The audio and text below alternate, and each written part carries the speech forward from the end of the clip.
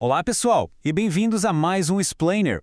Hoje a gente vai mergulhar de cabeça num dos debates de fé mais intensos aqui no Brasil, kardecismo contra cristianismo. O mais curioso é que ambos usam palavras como Jesus, evangelho, caridade, só que, como a gente vai ver, o significado por trás delas é completamente diferente. Vamos entender por quê? E é aqui que o negócio fica interessante, né? Como é que pode duas doutrinas que parecem falar a mesma língua, mas que na verdade descrevem universos que não se encaixam?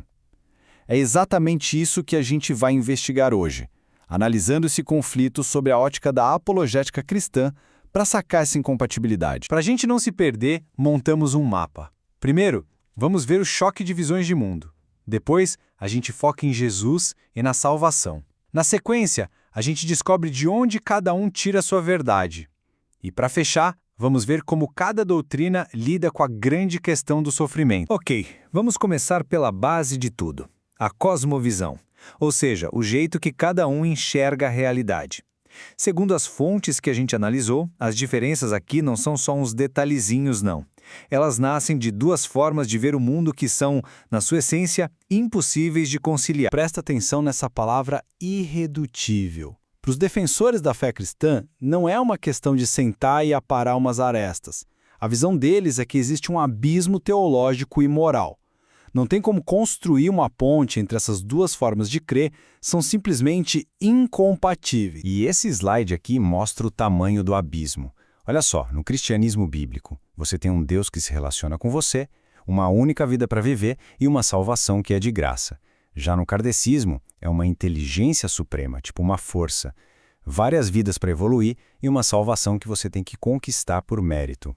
São conceitos opostos na base. E essa diferença toda na visão de mundo nos leva direto para o ponto mais crítico, talvez o coração de toda a discussão.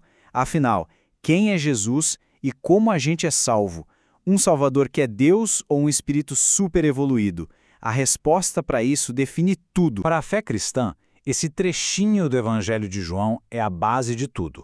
Ele diz que Jesus não foi só um grande mestre, mas o próprio Verbo, a palavra, ou seja, Deus, que virou gente. Essa doutrina da encarnação é um pilar central, inegociável do cristianismo. E aqui, o contraste fica escancarado. A cristologia bíblica diz: Jesus é o próprio Deus eterno que se tornou homem para ser o único Salvador. E a morte dele na cruz quitou a nossa dívida. Já a visão kardecista diz outra coisa. Jesus foi o espírito mais top que já pisou na Terra, um modelo a ser seguido. A missão dele foi dar o exemplo, não pagar pelos nossos erros. Para a gente ir mais fundo, preciso te apresentar um termo técnico, soteriologia. É uma palavra que vem do grego soteria, que significa salvação, e logos, estudo. Basicamente, é a parte da teologia que estuda como a salvação funciona. E, como você pode imaginar, a soteriologia do cristianismo e a do kardecismo são como água e óleo. Então, como funciona na prática? Segundo a Bíblia, o caminho é reto, é uma via de mão única. Você vive uma vez, a morte é o fim da linha e depois dela vem o juízo. A esperança não está numa segunda chance, mas na ressurreição, que é um presente que você recebe pela fé em Cristo e não por algo que você fez. Agora olha só o contraste com o ciclo kardecista.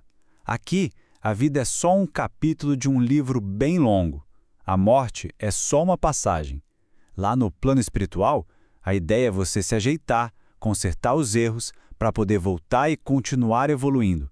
É um ciclo que depende 100% do seu esforço. Ok, mas se as ideias são tão diferentes, de onde cada doutrina tira sua autoridade? Onde eles buscam a verdade?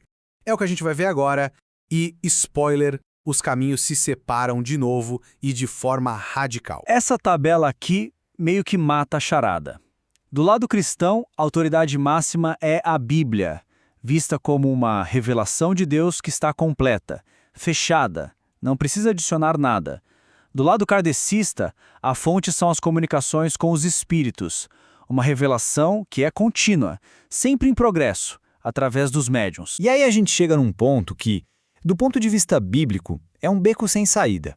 A prática central do kardecismo, que é a mediunidade, bate de frente com uma proibição muito clara e forte na Bíblia. Esse trecho de Deuteronômio chama a consulta aos mortos de abominação. Para a apologética cristã, isso basicamente impede qualquer aceitação dessas comunicações. E aqui que entra outro termo importante, necromancia. Vem do grego necros, que é morto, e manteia, a adivinhação. É a prática de chamar e falar com os mortos. É fundamental entender que a perspectiva apologética cristã, baseada em versículos como aquele, enxerga a mediunidade espírita exatamente como uma forma de necromancia. E agora a gente chega na nossa última parada, um assunto que pega todo mundo, o sofrimento. Por que a gente sofre? A resposta que uma doutrina dá para essa pergunta diz muito sobre o seu coração, sobre como ela vê Deus, a justiça e o sentido da vida. Essa é a pergunta de $1 milhão, né? A pergunta que todo mundo já se fez. Se existe um ser bom e todo-poderoso, por que o mundo é esse lugar cheio de dor e dificuldade? Cristianismo e kardecismo dão respostas que não poderiam ser mais diferentes. A visão cristã diz que o sofrimento é resultado da queda, da rebelião original que bagunçou tudo. A solução, então, tem que vir de fora, o resgate pelo sacrifício de Cristo. Já a visão kardecista diz que o sofrimento é o karma, é a conta justa chegando pelos seus erros de vidas passadas. E a solução, nesse caso, vem de dentro. É você quem tem que pagar essa conta. E essa profecia de Isaías, escrita séculos antes de Cristo, é a chave da resposta cristã. Descreve alguém que sofre no lugar dos outros.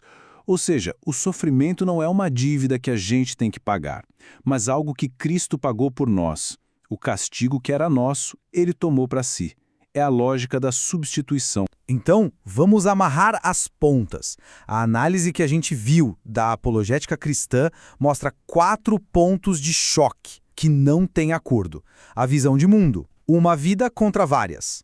Jesus Cristo, Deus que salva contra um espírito que inspira. A autoridade, um livro fechado contra uma revelação aberta. E a salvação, um presente de graça contra uma conquista por esforço. No fim das contas, a gente fica com essa pergunta, que resume todo o conflito. A sua jornada espiritual é, no fundo, sobre o seu esforço para ser melhor ou é sobre aceitar um resgate que já foi pago por outro? De acordo com as fontes que vimos, são 2 respostas, 2 evangelhos que te levam para lugares bem diferentes.